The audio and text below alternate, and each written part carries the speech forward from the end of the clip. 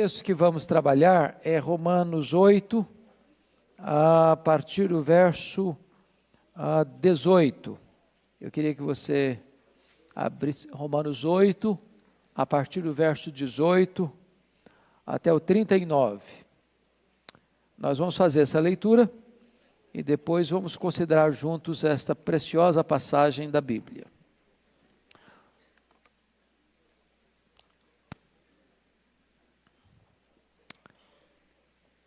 Romanos 8, a partir do verso 18. Acompanhe a leitura e depois deixe a sua Bíblia aberta no texto. Paulo diz assim: porque para mim, tenho por certo que os sofrimentos do tempo presente não podem ser comparados com a glória a ser revelada em nós. A ardente expectativa da criação aguarda a revelação dos filhos de Deus. Pois a criação está sujeita à vaidade, não voluntariamente, mas por causa daquele que a sujeitou, na esperança de que a própria criação será redimida do cativeiro da corrupção, para a liberdade da glória dos filhos de Deus. Porque sabemos que toda a criação a um só tempo geme e suporta angústias até agora. E não somente ela, mas também nós que temos as primícias do Espírito, igualmente gememos em nosso íntimo, aguardando a adoção de filhos, a redenção do nosso corpo. Porque na esperança fomos salvos. Ora, esperança que se vê não é esperança, pois o que alguém vê, como o espera? Mas se esperamos o que não vemos, com paciência o aguardamos. Verso 26. Também o Espírito semelhantemente nos assiste em nossa fraqueza, porque não sabemos orar como convém, mas o mesmo Espírito intercede por nós sobremaneira, com gemidos inexprimíveis. E aquele que sonda os corações, sabe qual é a mente do Espírito, porque segundo a vontade de Deus é que ele intercede pelos santos. Sabemos que todas as coisas cooperam para o bem daqueles que amam a Deus, daqueles que são chamados segundo o seu propósito. Porquanto aos que de antemão conheceu, também os predestinou para serem conformes à imagem de seu Filho, a fim de que ele seja o primogênito entre muitos irmãos. E aos que predestinou, a esses também chamou. E aos que chamou, a esses também justificou. E aos que justificou, a esses também glorificou. Que diremos, pois, à vista destas coisas? Se Deus é por nós, quem será contra nós?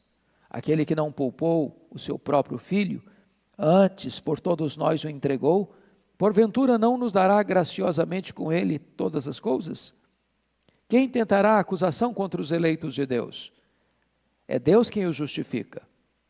Quem os condenará? É Cristo Jesus quem morreu, ou antes quem ressuscitou, o qual está à direita de Deus e também intercede por nós. Quem nos separará do amor de Cristo? Será tribulação, ou angústia, ou perseguição, ou fome, ou nudez, ou perigo, ou espada? Como está escrito, por amor de ti somos entregues à morte o dia todo, fomos considerados como ovelhas para o matadouro. Em todas essas coisas, porém, somos mais que vencedores por meio daquele que nos amou.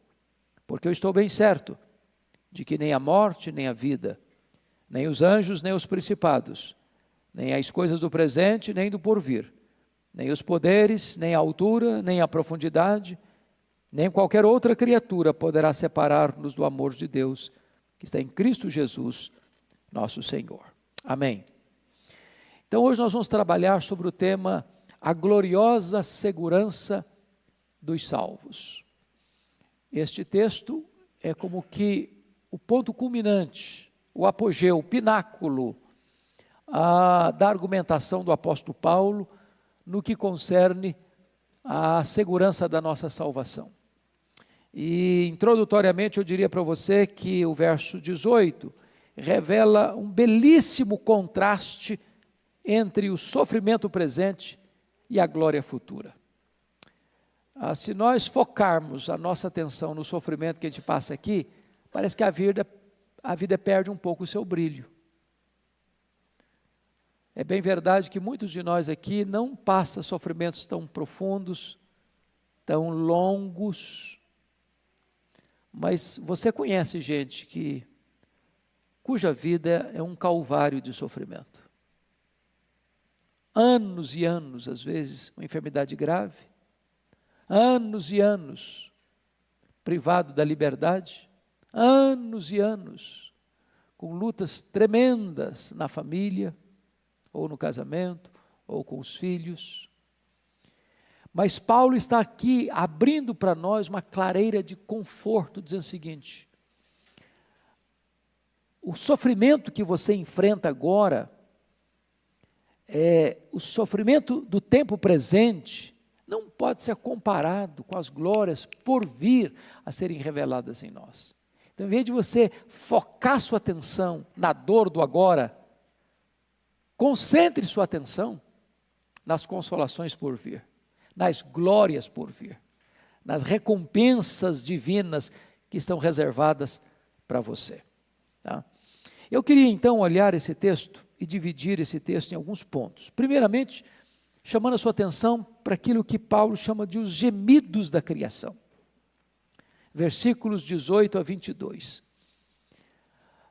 Olha a linguagem que Paulo diz. No versículo 22 ele diz assim: porque sabemos que toda a criação, a um só tempo, geme e suporta angústias até agora. Você tinha essa ideia, você tem claramente essa ideia de que a natureza está gemendo?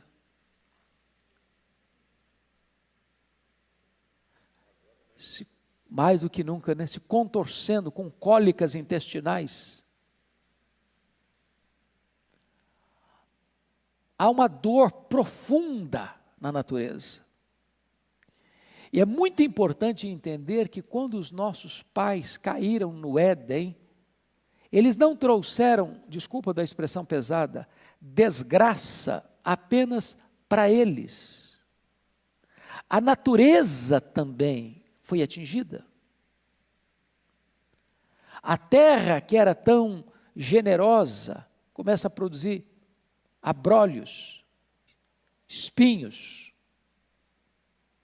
Agora o trabalho que era tão suave, agora é com suor do rosto. E Paulo vai mostrar para nós alguns pontos. Primeiro, o cativeiro da criação. Versículo 20 diz aí que a criação foi submetida à vaidade. Você pode ler o verso 20 comigo? Vamos juntos? Pois a criação está sujeita à vaidade, não voluntariamente, mas por causa daquele que a sujeitou. Ou seja, a natureza, a criação, ela não tomou a decisão de entrar por esse caminho da vaidade, ela foi sujeita a isso. Ela não é ré, ela é vítima. Ela foi colocada nessa situação, ela não se colocou nessa situação. Agora notem em versículo 21, a criação vive prisioneira no cativeiro da corrupção, na esperança de que a própria criação será redimida do cativeiro da corrupção. Paulo escreveu, obviamente, no primeiro século, e só em 1859 é que Charles Darwin publica A Origem das Espécies, ensinando a chamada teoria da evolução. Mas Paulo está na contramão de Darwin. Ele está dizendo que o mundo não, a natureza, o mundo não está evoluindo, o mundo está o quê? Se corrompendo, se degradando, adoecendo. Ele está dando marcha ré. O mundo está prisioneiro, está num cativeiro de corrupção, de degradação. E se você perceber, no verso 22, ele vai mostrar que a criação geme e suporta angústia até agora. Geme e suporta angústia até agora. No versículo 20, você nota que a sujeição da criação é involuntária, ela é vítima dessa queda, da corrupção do homem que atinge a natureza. Então, Paulo vai mostrar para nós, nos versos 19 e 21, a expectativa da criação. Olhe comigo, por gentileza, o que ele diz no verso 19. A ardente expectativa da criação aguarda a revelação dos filhos de Deus. Pense bem nisso. A natureza está aqui, e a palavra ardente expectativa na língua grega traz a ideia de você estar na ponta dos pés, aguardando ansiosamente a chegada de alguém ou de algo. A natureza, irmãos, que foi sujeita à vaidade, sujeita à corrupção, está gemendo e suportando a angústia até agora, ela será liberta desse cativeiro, dessa prisão, dessa corrupção, dessa vaidade. Quando isso vai acontecer? Quando Jesus voltar. Quando os filhos de Deus, na linguagem aí do verso de número 19, forem revelados. A palavra revelação em Apocalipse, ela vai mostrar o seguinte, que a natureza aguarda a revelação dos filhos de Deus. Quando os filhos de Deus forem glorificados na segunda vinda de Cristo, então a natureza também será redimida desse cativeiro. É muito importante você entender isso. Haverá novos céus e nova terra. A maneira como Deus vai libertar a natureza do cativeiro é descrita graficamente em 2ª carta de Pedro, quando diz que esses céus que você vê, e essa terra que você vê, e esse cosmos que você vê, vai ser depurado. Não vai ser destruído, não vai acabar para começar um novo, mas esse que aí está, vai ser completamente restaurado, de tal maneira que nós, glorificados, na manifestação dos filhos de Deus, vamos povoar, vamos habitar, todo o cosmos restaurado de Deus, que numa linguagem bíblica se resume, novos céus e nova terra. Então a natureza está aguardando isso. Ela aguarda de que maneira? Olha comigo o versículo 21. Na esperança de que a própria criação será redimida do cativeiro da corrupção para a liberdade da glória dos filhos de Deus. Agora, esses gemidos da natureza precisamos entender. Por que a natureza está gemendo? É de desespero ou de esperança? Pense comigo nos gemidos de uma mulher que está dando à luz. Ela está gemendo de desespero ou de esperança? De esperança. Então, essa é a ideia que Paulo está trazendo. A natureza está gemendo, não no sentido de que ela está com medo da destruição. Ela está gemendo na expectativa da redenção, da purificação, da glorificação, de ela ser tirada desse cativeiro, e ela ser completamente restaurada, de tal maneira que a natureza, ele está dando personificação à natureza, a natureza está aguardando ansiosamente que Jesus volte, que a igreja seja glorificada, porque no momento que Jesus volta e a igreja for glorificada, a natureza será redimida desse cativeiro, e então nós teremos novos céus e nova terra. Então, é muito importante você perceber isso na linguagem e na teologia do apóstolo Paulo. Mas ele faz uma transição agora dos gemidos da natureza para os gemidos da igreja. Olha comigo o versículo 23. Vamos juntos, 23? E não somente ela, ou seja, a criação, mas também nós, que temos as primícias do Espírito, igualmente gememos em nosso íntimo, aguardando a adoção de filhos, a redenção do nosso corpo. Se você está observando, os gemidos da igreja também não são gemidos de desespero, mas são gemidos de esperança. Nós gememos aguardando o quê? A adoção de filhos, a redenção do nosso corpo. Então, por que você e eu gememos, diz o apóstolo Paulo aqui no versículo 22? É porque nós já recebemos as primícias do Espírito. Sabe o que significa isso? Nós já recebemos o penhor do Espírito. Sabe o que significa isso? Deus já te deu uma espécie de antegosto do céu. Deus já te deu uma espécie de prova inicial do que vai ser a glória. E então, como você já recebeu essas primícias, você já tem uma noção do que vai ser o céu, porque o Espírito Santo habita em você como garantia da sua glorificação. você aguarda na ponta dos pés, nessa expectativa, esta adoção de filhos, a redenção do nosso corpo. E redenção do nosso corpo é uma palavra sinônima de ressurreição do nosso corpo. Onde nós teremos um corpo que não vai ficar cansado, não vai ficar velho, não vai ficar enrugado, não vai ficar fraco, não vai ficar senil.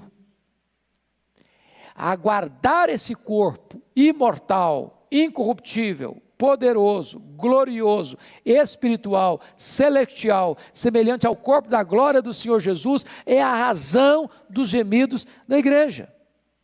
Agora, olhe mais, por gentileza, comigo. Versículo 24 e 25, diz que os gemidos da igreja não são gemidos por aquilo que se vê, mas pelo anelo do que se não vê. Ele diz no versículo 24 assim: porque na esperança fomos salvos. Ora, a esperança que se vê não é esperança, pois o que se alguém vê, como espera? Mas se esperamos o que não vemos, com paciência o aguardamos. Ele está dizendo o seguinte: eu não estou gemendo, aguardando aquilo que eu vejo. Estou querendo riqueza, não estou querendo sucesso humano, é aquilo que eu apalpo, que eu vejo. Não, eu estou aguardando e gemendo por aquilo que eu não posso ver. Porque eu fui salvo na esperança, ou seja, você não tomou posse ainda. Você tem certeza da vida eterna? Você tem. Mas você já tomou posse da forma plena da vida eterna? Ainda não. Você ainda não está na glória. Você ainda não está no céu. Você ainda não foi glorificado. Você ainda está num corpo limitado. Você ainda não está num corpo frágil. Você ainda está nesse mundo caído. Você ainda tem no seu coração inclinação para o mal. Você ainda entristece o Espírito Santo. Você ainda peca contra Deus. Você ainda fala o que você não deve falar. Você ainda faz o que não deve fazer. Você ainda deixa de fazer o que deve fazer. Você ainda nutre na sua mente pensamentos errados. Então, ainda nós aguardamos essa salvação. Temos expectativa e esperança dessa salvação. Mas ela você não vê ainda. Você há de ver.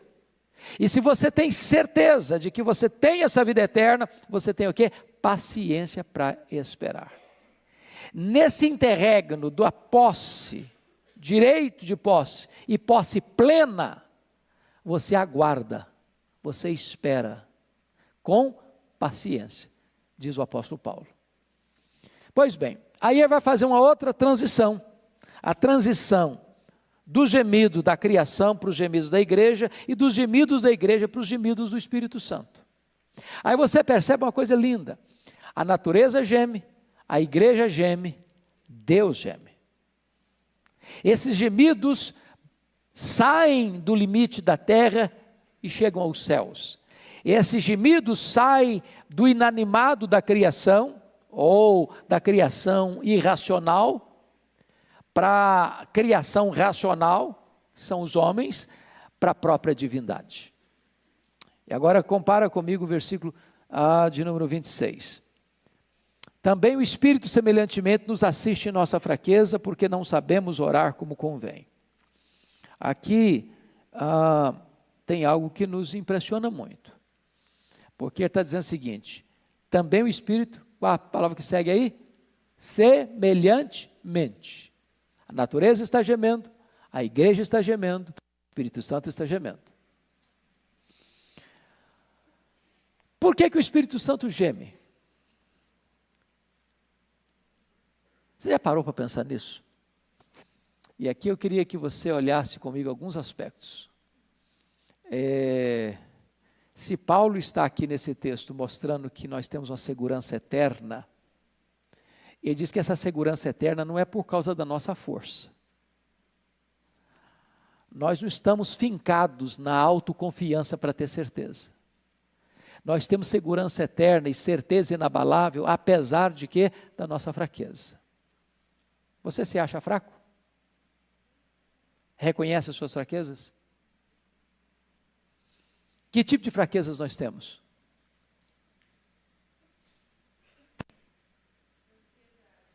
Não? Ansiedade. Medo. Soberba é uma fraqueza. Embora quer passar a mensagem ao contrário, mas é uma fraqueza. Vaidade, tristeza. Preste atenção, nós temos primeiro fraquezas físicas. Temos ou não temos? Você nasce dependente e se você tiver uma idade bem avançada, morre dependente. Você sobe a maturidade e desce a ladeira depois de novo. Fraquezas físicas. Hoje, gente, não tem como o ser humano permanecer soberbo diante das fraquezas físicas. Você pode pegar uma mulher, por exemplo, foi Miss Universo. Quando ela está com 90 anos, a beleza foi embora, não tem jeito. As rugas aparecem. Os olhos ficam embaçados. 90 é pouco, né? Pensar 100. Não está tanto não, né? Então nós temos fraquezas físicas. Tem jeito não. O joelho do camarada não aguenta mais. Eu visitei um irmão essa semana, eu achei muito engraçado, que a casa dele é cheia de escada, ele desce a escada de baixa ré. O meu joelho não aguenta, pastor, tem que descer de fasto. Fraqueza. Nós temos fraquezas emocionais, temos ou não temos? Hoje, gente, tantas vezes, como vocês disseram, é ansiedade, medo, angústia, desespero até. Tem hora que você diz, meu Deus, eu não aguento mais. Tem uma fala de Paulo em 2 Coríntios 1,8 que me deixa perplexo. Paulo diz assim, vocês sabem quantas lutas eu enfrentei em Éfeso, maiores do que minhas forças, a ponto de desesperar-me da própria vida. Eu não sei se você já enfrentou algumas lutas emocionais a ponto de desesperar-se da própria vida. Não é que Paulo estava pensando em suicídio, não. O que ele está dizendo é o seguinte, a luta era tão grande, que eu achei que eu não fosse aguentar. Tem hora que você enfrenta isso. Agora, nós temos fraquezas morais, não temos? Reconhece que você tem fraqueza moral? Ô, gente, quanto mais perto de Deus você chega, mais consciência você tem de que você é fraco moralmente. Todos nós aqui, eu acho que sem exceção, já prometemos a Deus não cometer mais um deslize, um erro, um pecado. E você acaba cometendo o mesmo pecado, depois de confessar, depois de chorar, depois de pedir perdão. No dia seguinte, às vezes, nem chega no dia seguinte. Não é que faltou para você sinceridade, não, faltou para você poder mesmo. É fraco. A gente é meio torto. Fraquezas espirituais, Paulo chega a dizer em Romanos 7, nós estudamos isso aqui na penúltima aula, que o bem que eu quero fazer eu não faço, o mal que eu não quero eu faço. Agora, o que é maravilhoso é que, a despeito da nossa fraqueza, Deus não nos escorraça, mas o Espírito nos assiste. E essa ideia de assistir na língua grega é a ideia de um fardo que você não consegue segurar e carregar sozinho, o Espírito Santo vem e carrega esse fardo por você. Ele assiste você em sua fraqueza. Senão nós estávamos perdidos. Mas olha mais, versículo 26, ele diz assim, mas o mesmo Espírito intercede por nós sobremaneira com gemidos inexprimíveis. E agora entra um outro elemento da assistência do Espírito Santo, que é a intercessão. Ô irmão, se a intercessão humana já é tão importante, ora por mim, meu irmão. Paulo pediu, ora por mim, eu estou aqui passando essa luta, ora por mim. E você pede oração para os irmãos da igreja, ore por mim, ore pela minha família, ore por essa situação, por essa circunstância. Agora, você já pensou que é o próprio Deus orando por nós? Porque é tão sublime isso, mas você tem o Deus Pai, o Deus Filho e o Deus Espírito Santo. Você tem a Trindade. São da mesma essência, têm os mesmos atributos, realizam as mesmas obras. Mas você tem dois intercessores da Trindade. Você tem Jesus Cristo como seu intercessor legal, forense. Ele está à destra de Deus, está aí no versículo 34 do nosso texto. Quem os condenará? É Cristo Jesus que morreu, o antes quem ressuscitou, o qual está à direita de Deus e também intercede por nós. Ou seja, quando chega diante do tribunal de Deus uma acusação contra você, é Jesus que se levanta e diz o seguinte: por esse crime aí, por esse pecado aí, eu já paguei, eu já morri, e essa pessoa que está sendo acusada aqui, não deve mais nada, está aqui com a tua lei. É por isso que não tem condenação sobre a sua vida. Mas agora, Paulo vai dizer que você tem um segundo intercessor na Trindade, que é o intercessor existencial. Se o Filho intercede por você à direita de Deus Pai, o Espírito Santo intercede por você, em você, ao Deus que está sobre você. É a divindade em nós, orando a divindade sobre nós. Você parou para imaginar o que é essa intercessão do Espírito Santo? O texto nos diz que essa intercessão tem 3 características. Primeiro, ela é intensa. Ele intercede por nós de que maneira? Sobremaneira. Isso é uma palavra de ênfase. Segundo, é a intercessão agônica, com gemidos inexprimíveis. Terceiro, é a intercessão eficaz. O verso 27 diz que é segundo a vontade de Deus é que Ele intercede pelos santos, ou por nós. Agora vamos pensar nisso. Se eu não sei orar como convém, e Paulo diz isso no versículo 26, porque não sabemos orar como convém, o Espírito Santo sabe orar como convém. Se a minha oração às vezes não está alinhada com a vontade de Deus, a intercessão do Espírito Santo está sempre alinhada com a vontade de Deus. Porque se existe uma área, meus irmãos, de fraqueza em nós, vocês apontaram algumas aqui, outra delas é que nós não sabemos orar como convém. E por que nós não sabemos orar como convém? Porque nós nem sabemos o que é melhor para nós. Você já orou por uma causa alguma vez na vida e descobriu mais tarde que aquilo que você pedia, se Deus desse para você, seria um problema na sua vida? Já teve essa experiência? Já? Jesus ensinou a gente assim. Tem hora que você pede para Deus um pão, uma pedra, pensando que está pedindo um pão. Tem hora que você pede para Deus uma cobra, pensando que está pedindo um peixe. Então Deus não dá o que você quer, Deus dá o que você precisa, Deus dá o melhor. É por isso que Jesus ensinou a orar assim: pedi e dar-se-vos-á, buscai e achareis, batei e abrir-se-vos-á, porque todo que pede recebe, todo que busca encontra, todo que bate abrir-se-lhe-á. Ele não diz todo que pede recebe o que pede, ele não ensinou isso, porque eu não sei orar como convém. Se Ele me desse tudo o que eu peço, eu estaria arruinado. Eu sou tão limitado e tão fraco que eu só enxergo um palmo na frente do meu nariz. Eu não enxergo na curva, eu não enxergo no escuro. Eu não enxergo o final da linha. Mas Deus que conhece o fim como conhece o começo, Deus que não precisa uma coisa acontecer para entender a segunda coisa que vai acontecer, Ele sabe todas as coisas do seu eterno agora, Ele me livra daquilo que eu desejo.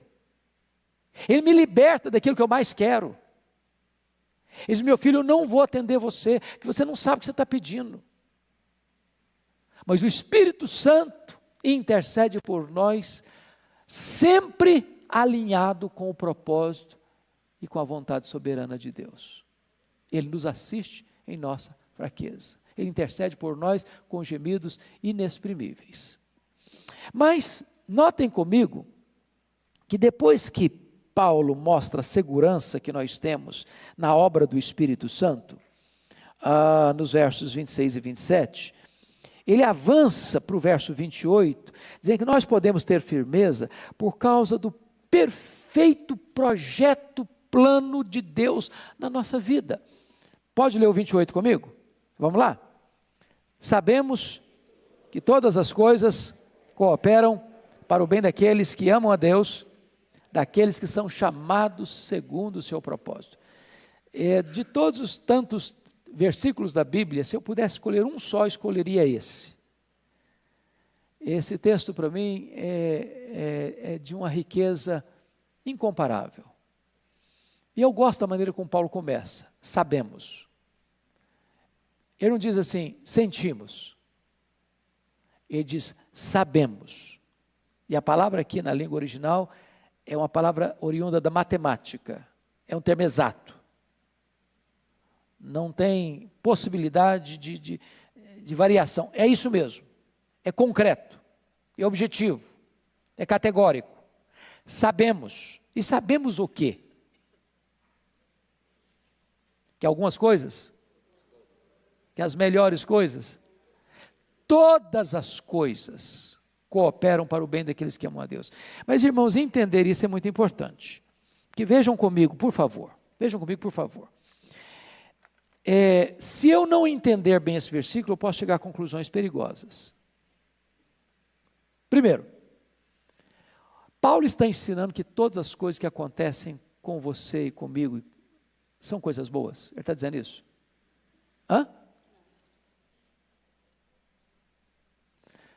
Porque algumas pessoas acham que é isso que Paulo está escrevendo aqui. Então preste atenção. Enquanto nós vivemos neste mundo aqui, coisas más podem acontecer conosco. Você acha que um crente andando na rua sofrendo uma bala perdida, isso é coisa boa?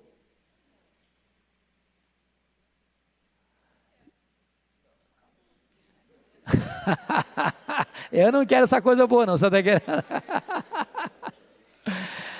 Veja bem, o camarada vai ao médico, ele é um pai de família, é uma mãe de família, ou um filho de família, seja o que for, e eu falo, olha, você está com câncer, é um câncer agressivo, e sua estimativa de vida é 1 ano, isso é uma coisa boa? Não, não é uma coisa boa. Você precisa sustentar a sua família, você já está para lá dos 40, o mercado já está complicado, e você depende desse salário para sustentar de maneira digna a sua família. Você chega na empresa, vai lá no RH e acerta as contas lá porque você está despedido. Isso é uma coisa boa? Não.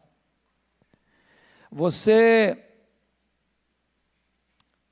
está andando na rua, passa um assaltante e pega a sua carteira, ou pega um objeto pessoal seu, um relógio, uma joia, e além de pegar o que você tem, lhe dá um tiro. Isso é uma coisa boa? Não. Não. Então preste atenção, nem tudo que acontece conosco são coisas boas, e Paulo não está dizendo isso. Segunda coisa que é importante, todas as coisas cooperam para o bem daqueles que amam a Deus. Todas as coisas cooperam, significa que essas coisas têm independência para agir? Essas coisas acontecem casualmente, fortuitamente, elas mesmas podem ir como que num jogo de dado, de coincidência, ou pelos astros, o horóscopo, hoje está favorável, amanhã está desfavorável. É isso que acontece? Não.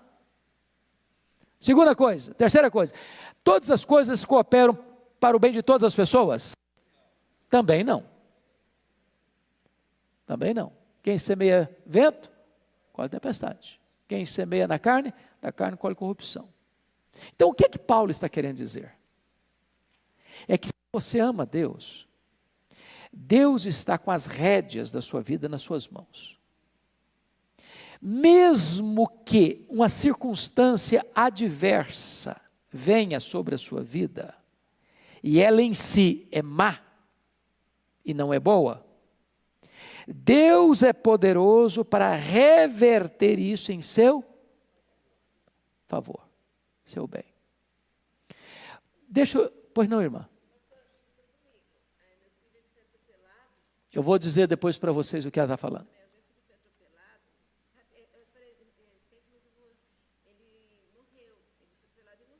Uhum. O cara fugiu, e depois que meu filho morreu, aparentemente parecia coisa ruim, não foi ruim. Claro que foi.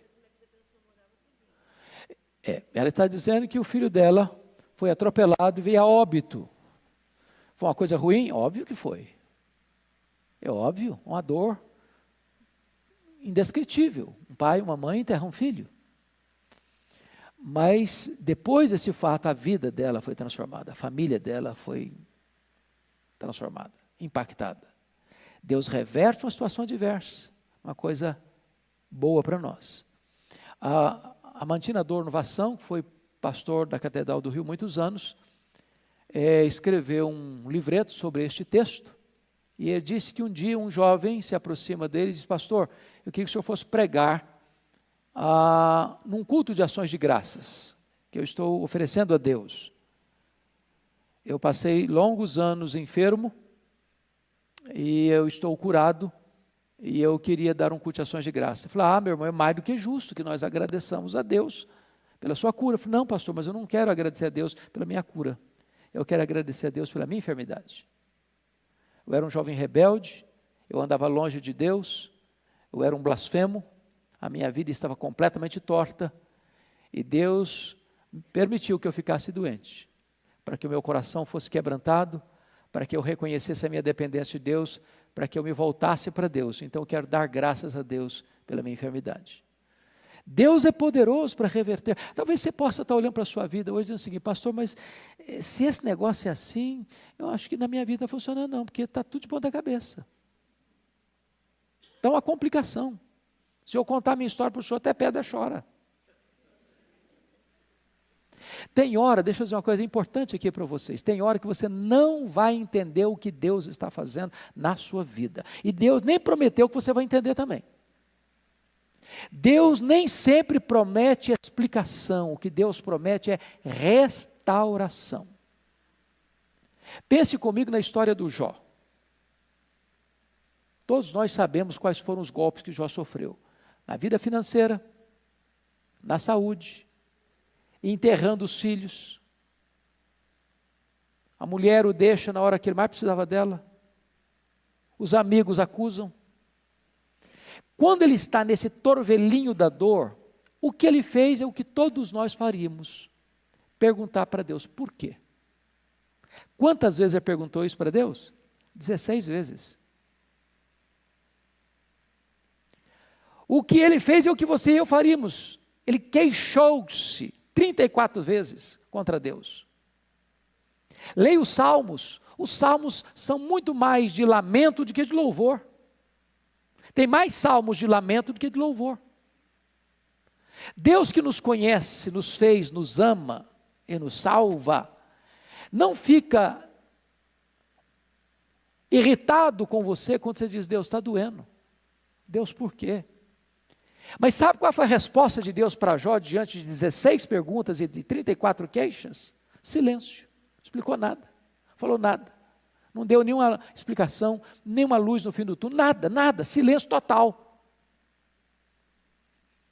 Porém, Jó começa a discernir algo, quando ele diz o seguinte: mais uma coisa eu sei.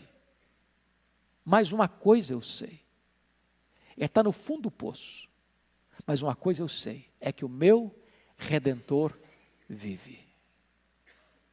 E por fim eu me levantarei, e revestido esse meu corpo, eu verei o meu Redentor. O sofrimento do tempo presente não é para comparar com as glórias por vir a serem reveladas em nós. E dizer: se Deus existe, e Ele é bom, e Ele é soberano, e Ele vai me levar para a glória, a despeito do drama que eu estou vivendo hoje, porque Ele inspira canções de louvor nas noites escuras. Quando Deus se revelou a ele, Deus não explicou nada. Você já percebeu isso? Leia Jó 42, e Deus não deu nenhuma explicação para ele, Deus foi se revelando para ele. E quando Deus se revela para ele, ele descobre algumas coisas. Agora eu sei que tudo podes, nenhum dos teus planos pode ser frustrado. Eu te conheci só de ouvir, mas agora os meus olhos te veem, por isso eu me abomino no pó e na cinza. E diz a Bíblia que quando Jó começa a interceder pelos seus amigos, Deus restaurou a sorte de Jó. Restaurou de que maneira? As 5 áreas Deus restaurou: financeira, a saúde, o casamento, os amigos, e Deus lhe deu mais 10 filhos. Uma das coisas mais lindas que eu pude entender na Escritura, e que às vezes faz parte do nosso vocabulário humano, e é muito comum se escutar isso num funeral, perdemos a pessoa. Perdi meu pai, perdi minha mãe, perdi meu filho, perdi meu irmão. Essa não é uma linguagem bem apropriada que deveríamos usar. Como aquele pai que acabara de enterrar o filho, voltando do cemitério, um amigo o aborda e disse: meus pêsames, meus sentimentos, eu soube que o senhor perdeu seu filho. E o pai disse: não, eu não perdi meu filho. Você perde alguém quando você não sabe onde ele está e com quem ele está. Eu sei onde está meu filho, com quem está meu filho. Eu não perdi meu filho. Quando a Bíblia diz que Deus restaurou a sorte de Jó, Ele deu em dobro, até nos filhos, Deus deu em dobro. Porque agora tinha 10 filhos no céu e 10 filhos na terra. Então, tem hora que Deus não explica o que Ele está fazendo. Você não pode entender tudo que Deus está fazendo, mas você pode entender Deus. Ele é seu Pai, Ele é soberano, Ele é bom, Ele está trabalhando por você e não contra você. Uma boa maneira de explicar isso é a experiência que aconteceu com Albert Einstein, quando ele veio à América, depois do seu sucesso com a teoria da relatividade. Alguém chega e pergunta para sua esposa, uma repórter, logo que ele desembarcou, perguntou para ela assim, que o acompanhava: a senhora compreende a complexa teoria da relatividade pela qual o seu marido é tão famoso no mundo? Ela respondeu: não, eu não compreendo a complexa teoria da relatividade pela qual meu marido é tão famoso no mundo, mas eu compreendo o meu marido. Eu compreendo o meu marido. Às vezes, irmãos, nós olhamos para a vida pelo avesso. Pelo avesso. Pelo avesso que eu estou dizendo, é só olhando o sofrimento do tempo presente, sem equilibrar isso no prato da balança com a glória por vir. Um pastor foi visitar uma jovem que tinha sepultado a sua mãe, e a moça estava muito amargurada com Deus. Nas palavras de Philip Yancey, decepcionada com Deus. Aí o pastor está visitando a moça, ela desfilando a sua mágoa, a sua revolta, a sua tristeza com Deus, etc, etc, etc, etc, e fazendo um bordado à mão, conversando com o pastor e fazendo bordado. Já aconteceu isso com você? Você faz uma visita para alguém, a pessoa está fazendo alguma coisa, ela continua fazendo, e você está conversando, ela está continuando o seu trabalho? Pois é, desse jeito. E lá pelas tantas, depois de tanta mágoa que ela pôs para fora, o pastor pegou assim o bordado da mão dela, virou o bordado pelo avesso e disse: eu não entendo uma coisa, você é uma moça tão inteligente, você é uma moça tão prendada, faz um negócio tão feio desse aqui. Aí ela ficou chocada, disse: mas também o senhor está olhando o negócio pelo lado avesso, como é que o senhor vai ver beleza? Aí o pastor disse: filha, você está muito magoada porque você está olhando a vida pelo lado avesso. Olhe pelo lado direito. Todas as coisas cooperam para o bem daqueles que amam a Deus. Olhe na perspectiva de Deus. Mas talvez a pergunta mais complexa desse versículo é esta: que bem é esse? Todas as coisas cooperam para o bem daqueles que amam a Deus. A pergunta é: que bem é esse? Eu quero ouvir vocês, que bem é esse? A esperança da salvação, que mais? Que bem é esse? A correção, às vezes. Saber que ele está no controle. Que bem é esse? Podem falar. Conhecimento. Que bem é esse? A paz. Que bem é esse? A segurança que temos nele. Todas as respostas que deram estão certas, mas não é o ponto central ainda. A resposta do texto está no verso 29. Que bem é esse? E Paulo explica o que ele disse no verso 28, no verso 29, dizendo o seguinte: Deus nos predestinou para sermos conformes à imagem de seu Filho, a fim de que ele seja o primogênito entre muitos irmãos. Sabe qual é o grande projeto de Deus na sua vida? E desde a eternidade Deus planejou isso, e Deus está trabalhando ao longo da sua vida nesse projeto. É fazer de você uma pessoa parecida com Jesus. Esse é o grande bem. Deus está esculpindo em você a imagem de Cristo. Pense você em Miguel Ângelo. Miguel Ângelo foi um dos maiores escultores da história da humanidade. Você sabia que Miguel Ângelo só concluiu 14 projetos dos que começou? No mármore. Agora, se o mármore pudesse falar, toda vez que o formão entrava lá e o martelo batia, e caía uma lasca de pedra, eu podia gemer, podia gritar, podia chorar, espernear. Mas o escultor está dizendo: calma, sossega, eu estou fazendo uma grande obra. Aqui na minha cabeça tem um projeto belíssimo, e esse projeto que eu estou desenvolvendo. Então não chore, não esperneie, não reclame, eu estou trabalhando, eu estou formatando algo belíssimo. É por isso que quando o Miguel Ângelo terminou Moisés, ele bateu na perna e disse: parla, parla. Ficava tão perfeito que parecia que era um ser humano, só faltava falar. Então Jesus está esculpindo, Deus o Pai está esculpindo em nós o seu Filho. Agora, como é que o Filho, ele trabalhou no Filho? O Filho aprendeu pelas coisas que sofreu. Deus mudaria a metodologia com você e comigo? Não. Então, quando vem uma luta, quando vem uma prova, na hora você geme, na hora você chora, na hora dói, na hora você se angustia, e você está sofrendo, por quê? Porque você não enxerga na curva, você não enxerga no escuro, você não sabe lá o final da linha, mas Deus que está lá na frente, como está aqui ao mesmo tempo, então, meu filho, calma, eu estou trabalhando. E aí Paulo diz: não estou sentindo isso, eu sei disso, sabemos. Pois bem, por que nós temos segurança? Vamos avançar no texto. Ele chega no verso 30, e o verso 30, de certa forma, é o mais completo versículo do Ordo Salutis. O versículo 30 revela para nós o plano da redenção. E ele começa assim: aos que Deus predestinou. O que ele está querendo ensinar a você e a mim com isso? Ele está dizendo o seguinte: a sua salvação não começou com você. A sua salvação não começou na terra. A sua salvação não começou no tempo.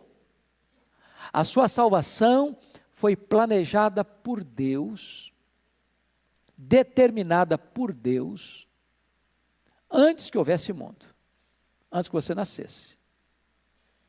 Então, não foi você quem escolheu Deus, foi Deus quem escolheu você.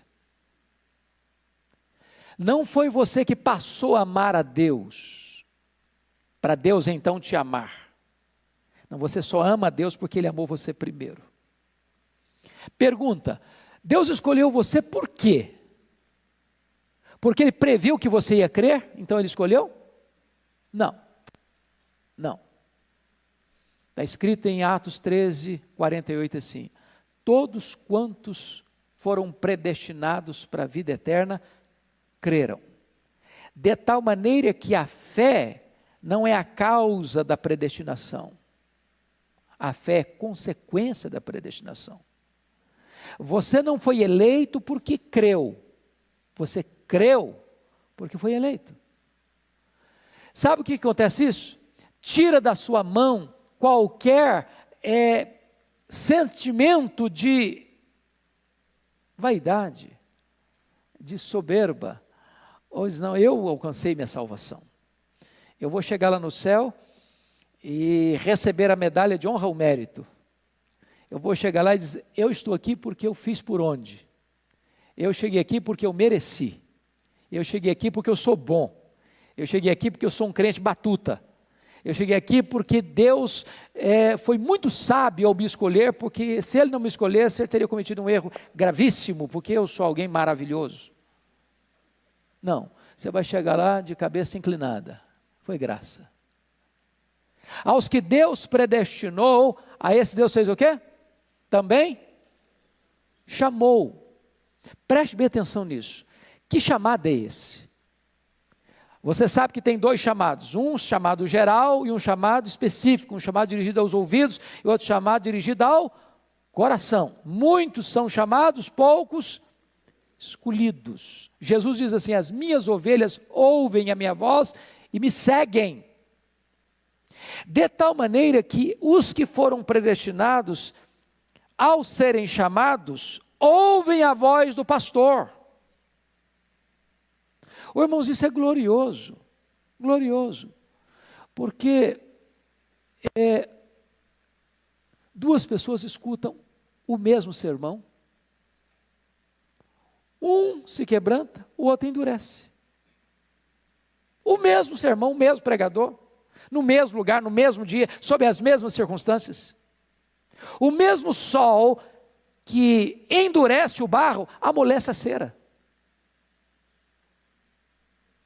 Então, o que significa esse chamado? Quando você escuta a voz do Evangelho, o Espírito Santo vem, tira o tampão do ouvido, tira a venda dos olhos, vai lá no seu coração de pedra, tira-o, bota um coração de carne, muda as disposições íntimas do seu coração, e você passa por uma experiência que a Bíblia chama de regeneração. Regeneração você não tem nem consciência. Sabia disso? Por exemplo, que consciência você teve no dia que você foi concebido no ventre da sua mãe? Você lembra? Você ajudou um pouco? Colaborou lá para a coisa acontecer? Ativo ou passivo você estava nessa hora? Completamente passivo. Nem consciência você tinha, mas você foi gerado. Assim é também espiritualmente. Houve um momento em que o Espírito Santo entrou lá dentro de você e mudou as suas disposições íntimas, até porque você estava morto. Um morto não sente, um morto não fala, um morto não reage, um morto recebe vida. Agora, essa conversão, e aí já é externo, a conversão é externa, ela tem dois elementos, arrependimento e fé. Aí você é consciente do que aconteceu. Aí eu me arrependo dos meus pecados. Aí eu creio no Senhor Jesus. E então você foi chamado. E chamado o quê? Eficazmente. E aos que foram chamados, o que prossegue o texto? Eles foram também o quê? Justificados. Essa é a obra gloriosa, porque justificado é algo que acontece fora de você, no tribunal de Deus. Não tem graus. Preste bem atenção nisso. Justificação é um ato. Só acontece uma única vez. Não se repete mais. Não acontece mais na vida de um que na vida do outro. O crente mais fraco e o crente mais piedoso do mundo está justificado, ou estão justificados na mesma medida. É um ato legal. Como assim legal? Deus está dizendo o seguinte: você é pecador, eu sou pecador. Ao chegar no tribunal de Deus, eu não posso passar pelo filtro da justiça divina, pelas minhas palavras, pelas minhas obras, pelas minhas omissões, pelos meus sentimentos. Então, no tribunal de Deus, para ser julgado, estou frito. Porque qual o padrão para passar? No crivo. Perfeição. Eu não sou perfeito. Se você guardar toda a lei e tropeçar num único ponto, você é culpado da lei inteira. Então quem passa nesse tribunal de Deus pelas obras? Ninguém. Ninguém. Ninguém. Então como é que se salva? Se ninguém passa pelos méritos, se ninguém passa pelas obras, se ninguém passa pela religião, se ninguém passa por aquilo que é, por aquilo que faz, como é que faz então para ser salvo? Aí a Bíblia diz que Deus mandou Jesus como seu representante, como seu fiador, como seu substituto, e ele assumiu o seu lugar, levou sobre o seu corpo os seus pecados, e ele pagou a sua dívida, e ele morreu pelos seus pecados, segundo as Escrituras. No momento em que ele morreu no seu lugar, pagando a sua dívida por você, então Deus está dizendo o seguinte: agora a dívida está quitada, agora a justiça foi satisfeita, agora por causa da justiça do meu filho, colocado na sua conta, eu declaro que você não tem mais culpa. Isso é justificação. Agora, vamos entender isso, irmãos, Porque justificação é uma coisa que não, a linguagem humana é diferente. A justiça humana é diferente. Eu pergunto a vocês, a quem a justiça humana justifica? Ao justo ou ao injusto? Hã? A quem a justiça humana justifica? Ao justo. Ao justo. Agora, eu pergunto a você, é justo o justo justificar o injusto? Hã? Não é justo. Mas Deus é justo e o justificador do que crê. Como é que Deus pode continuar sendo justo quando Ele justifica o injusto? É que na verdade, eu sou injusto, mas o justo morreu por mim. Então, quando o justo morreu por mim, a justiça do justo atribuída a mim, que sou injusto, me leva a ser justificado diante do tribunal justo de Deus. Isso é justificação. Agora, preste atenção nisso. Justificação é um ato que não pode ser desfeito. Pense comigo hoje quando um criminoso vai para um julgamento na primeira instância. Aí o que acontece? Vamos imaginar que ele foi inocentado na primeira instância. Aí a pessoa que está com a demanda judicial lá, acha que a justiça, que a decisão não foi legal, não foi boa, não foi justa, apela para uma segunda instância. E aí imagine que ele ganhou na segunda instância, não, mas apela para a terceira instância. Aí na terceira instância ou na quarta instância, não, realmente o processo estava errado e a pessoa é condenada. No caso do crente não tem chance, sabe por quê? Porque o tribunal que declarou você justo é o Supremo Tribunal Federal do céu. É o Supremo Pretório Divino. Não tem mais apelação. Não tem mais instância superior a quem recorrer.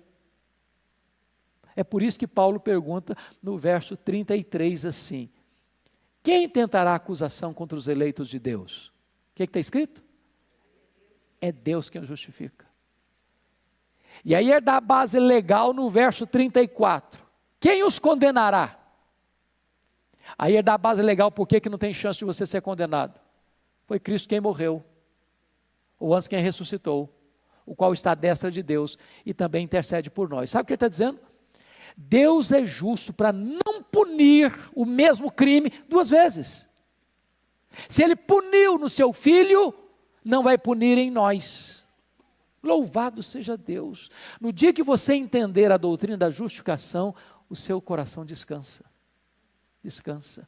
Você não foi salvo porque você é bom, você não foi salvo porque você merece, você foi salvo porque o justo morreu por você que é um pecador. Pois bem, Paulo conclui assim: e aos que justificou, a esses também o quê? Glorificou. Aí a palavra glorificação aí vira verbo, né? Glorificou. Qual o tempo desse verbo aí? Quem é bom de português? Qual o tempo? Hã? Que pretérito é esse aí? Hã? Pretérito perfeito. Perfeito. Que é, na nossa linguagem mais simples, é passado. É um fato o quê? Consumado. Consumado. Agora, vamos entender mais um pouquinho. E aos que justificou, esse também glorificou. A glorificação já é um fato histórico consumado? Sim ou não? Não. Você já foi glorificado? Eu não fui ainda. Eu ainda sou um miserável ainda. Mas por que que está no passado? Pois não, minha irmã?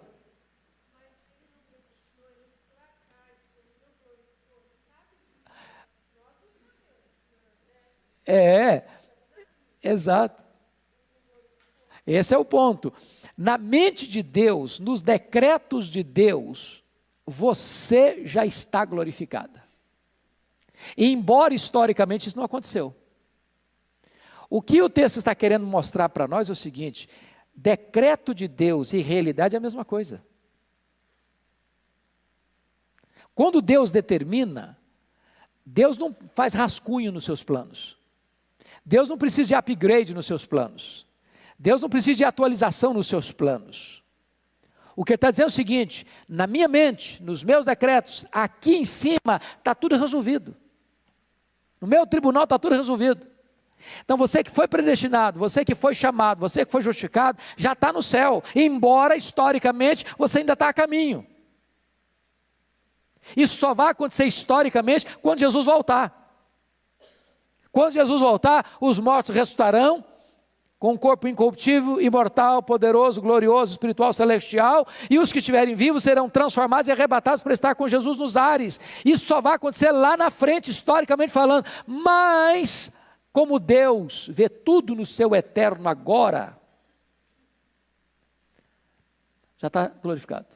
Em outras palavras, não existe essa ideia de perder salvação. Estou salvo de manhã, estou perdido à noite, sou filho de Deus de manhã, sou filho do diabo à noite, estou indo para o céu de manhã, estou indo para o inferno à noite. Não há essa chance de se perder salvação. Agora, deixa eu só dar uma palhinha aqui para ninguém também pegar com conclusão errada. Ah, é assim, é?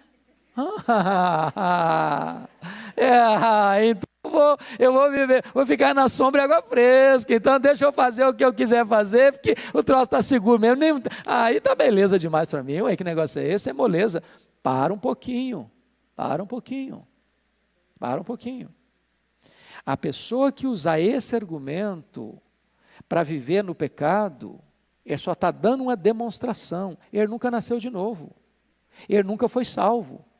E não tem nada mais perigoso para um crente do que a falsa segurança da salvação. Alguém que se julga salvo, se acha salvo, e até no dia do juízo ainda vai dizer: Senhor, Senhor, porventura nós não profetizamos, não fizemos milagres, não expulsamos demônios, e ele vai dizer: apartai-vos de mim, vós que praticais a iniquidade, nunca vos conheci. Então presta atenção nisso. Se uma pessoa é salva, ela não ama o pecado é um acidente da vida dela. Quando ela comete um pecado, e comete, ela fica triste. Mas se alguém tem prazer no pecado, se alguém tem prazer naquilo que entristece o coração de Deus, isso se chama prática de pecado. Aquele que pratica o pecado é escravo do pecado. Aquele que pratica o pecado nunca viu a Deus. Está claro isso, irmãos? Claro? Pois bem, nós ainda temos ainda mais 5 minutos. A partir daqui, Paulo vai fazer 5 perguntas retóricas para mostrar para nós a nossa segurança de salvação. Primeira pergunta retórica, verso 31. Se Deus é por nós, quem será contra nós? Sabe o que ele está dizendo? Deus é por você, Deus está do seu lado. Se Deus está do seu lado, não tem derrota na sua vida. Segunda pergunta, versículo 32, aquele que não poupou seu próprio filho, antes por todos nós o entregou, porventura não nos dará graciosamente com ele todas as coisas? Pense nisso, no maior e no menor, no mais importante e no menos importante. Se Deus nos deu o mais importante, o melhor, o seu próprio filho, você acha que sonegaria você agora as outras coisas?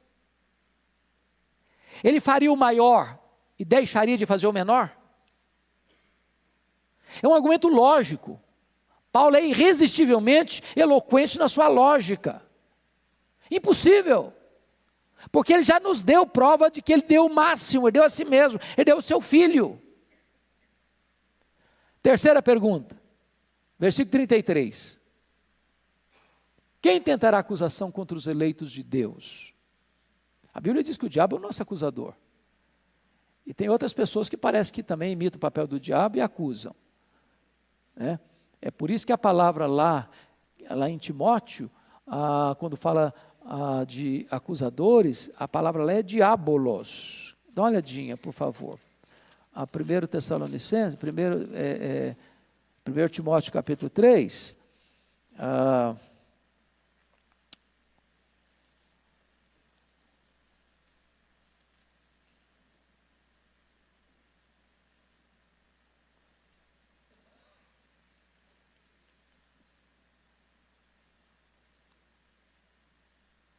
eu não sei se é esse do versículo.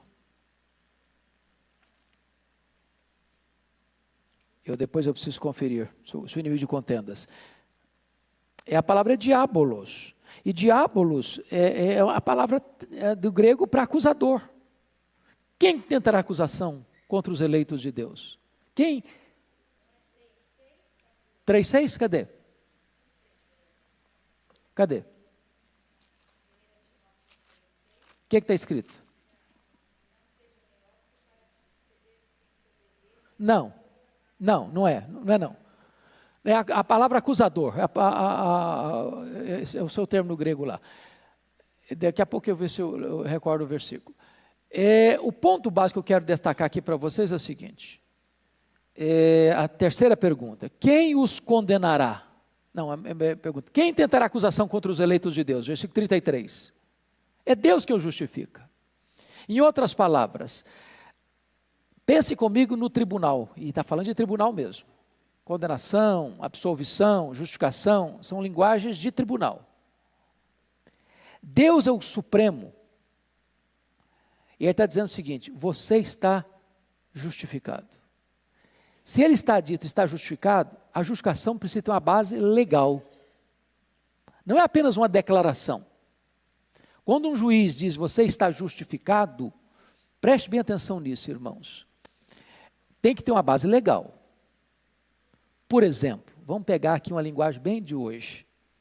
Há uma decisão que o Temer tomou, que o Supremo Tribunal referendou, que está trazendo confusão aí no Brasil. Indulto. O que é indulto? Perdão. Pergunto a vocês, o indulto do presidente Temer satisfez a justiça?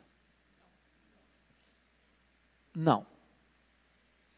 Quando Deus diz assim, você está perdoado, tem o mesmo teor do indulto do presidente, seja o Temer, seja qualquer presidente no outro país do mundo? Não. Quando Deus diz você está perdoado, é diferente do indulto de um presidente. Diferente por quê? Porque quando Deus diz você está perdoado, Deus não está passando por cima do seu pecado. Deus não está fazendo vistas grossas ao seu pecado. O seu pecado foi punido. O seu pecado foi julgado. A justiça foi feita. Um outro alguém, seu substituto, pagou por você. Sofreu a sentença da lei por você. Satisfez as demandas da lei por você, atendeu as demandas da justiça por você. Então, quando ele está perdoado, significa o seguinte, que a justiça foi cumprida. Isso é maravilhoso, irmãos, isso é maravilhoso. Deus não faz vistas grossas ao pecado, a alma que pecar, essa morrerá. Então você está perdoado porque um outro alguém morreu por você. Agora você pergunta o seguinte, bom, eu sou crente, ok, sou crente, eu peco, e agora, o que eu faço? Qual a diferença do outrora antes de crer em Jesus eu pecava e agora eu sou crente e peco? É que lá você era réu, aqui você é filho. Aqui quando você peca, você precisa fazer uma coisa. 1 de João 1,9, o que está escrito? Se confessarmos os nossos pecados, Ele é fiel e justo para nos perdoar os pecados e nos purificar de toda injustiça. O que é a palavra confessar? Na língua grega é homologel, de onde vem a palavra homologar. Deus, eu concordo que eu pequei. E quando você chega e diz, Pai, eu concordo que eu pequei, o Pai diz, então eu olho para a cruz. E ao olhar para a cruz, esse pecado já foi levado na cruz. Por causa do sacrifício do meu filho, eu perdoo você. A justiça foi aplicada lá. Eu não vou aplicar em você, eu perdoo você. Paulo conclui a última pergunta, dizendo o seguinte, quem nos separará do amor de Cristo? Será tribulação? Angústia? Perseguição? Nudez? Perigo? Espada? Ou seja, serão os problemas da vida que vão afastar você de Deus? Eu fiquei doente, então agora eu não quero saber de Deus mais não. Eu perdi o emprego, também eu não quero saber de Deus mais não. Eu fui injustiçado num tribunal, que também não quer saber de Deus mais não. O que ele está dizendo é o seguinte, não tem circunstância nenhuma da vida que possa afastar você do amor de Deus. Se você é de Deus, por pior que seja o problema, e você pensa em martírio, você pensa em crentes que foram crucificados, ou que foram queimados vivos, ou que foram jogados às arenas, nada, nenhuma situação pode separar você do amor de Deus que está em Cristo Jesus. Você tem segurança absoluta, certeza inabalável. Você tem em Cristo vida eterna. Que bênção, irmãos, termos tão grande salvação. A segurança da sua salvação não está nas suas mãos, a segurança da sua salvação está nas mãos de Deus. É Ele quem segura você. Está escrito no Salmo 73, que Ele guia você com seu conselho eterno e depois recebe você na glória. Então vamos ficar em pé e vamos orar. Vou pedir o Zé, você consegue vir aqui, Zé? Eu não sei se tem microfone. Aqui, vai trazer para você, meu amado. Zé Rintz, ore por nós, por gentileza. Santo e eterno Deus, Pai amado, Deus da graça e da misericórdia, nós te agradecemos, porque o Senhor nos trouxe aqui essa manhã. Obrigado, para a tua Jesus. casa, que é uma casa de oração, no dia do Senhor, para que nós pudéssemos realizarmos um culto de louvor e adoração ao único Deus verdadeiro que existe. E também ter comunhão com os nossos irmãos. Amém. E também aprender da tua palavra. E agora nós te agradecemos mais uma vez por essa salvação. Te agradecemos pelo teu Filho Jesus, que veio a esse mundo. E aí pagou todos os nossos pecados, derramando o seu precioso sangue. Amém. E nós te agradecemos e te pedimos que o Espírito Santo que habita em nós nos ajude para que possamos reconhecer os nossos pecados e para que possamos também nos entristecermos cada vez que nós pecarmos, porque nós somos salvos, nós somos justificados e nós temos a certeza absoluta que por causa do sacrifício de Jesus, somente por causa disso é que nós teremos a salvação. Nós estamos aqui nessa vida como passageiros e iremos para Jerusalém celestial, viver a vida eterna com o Senhor, com Jesus e com todos os santos. Amém. Fica conosco, nos dê um bom dia na tua presença, nos abençoa, também fica com o reverendo Hernandes, Amém. com o reverendo Arival, no segundo culto que nós teremos agora. Em nome de Jesus que nós oramos e agradecemos. Amém. Amém.